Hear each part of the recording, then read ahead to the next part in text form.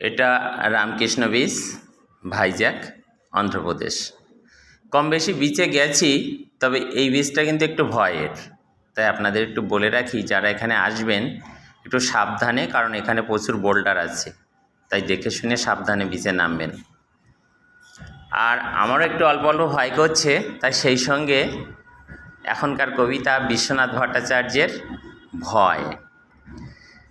সব শেষে যখন আমার ডাক পড়তো, তখন আমার পা ঠকঠক করে কাঁপতো কি না আজ আর মনে নেই। শুধু মনে পড়ছে দুটো চোখ লালচে লালচে, নাকের পাটাও হয়তো ফুলতো অল্প অল্প।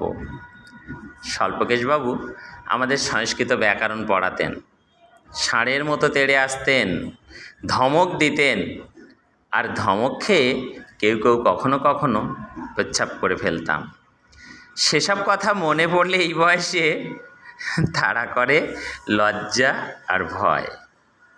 কৈশোরের ফেলে আসা দিন। এখনও স্বল্পকেশবাবুদের দেখা পাই মাঝে মাঝে, ভয় পাই, বুক কাঁপে।